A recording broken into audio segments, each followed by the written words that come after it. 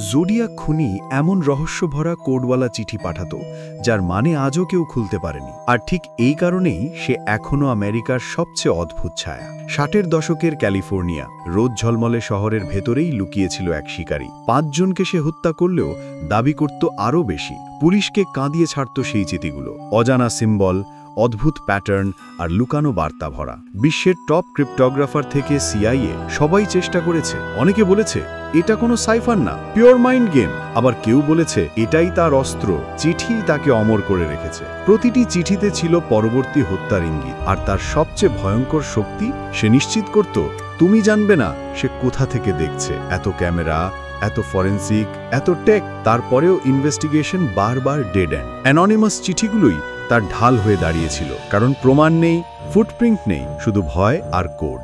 এই কেসটা প্রমাণ করে দেয় কখনো কখনো খুনি না, তার লেখাটাই ইতিহাসের সবচেয়ে অমীমাংসিত রহস্য হয়ে যায়।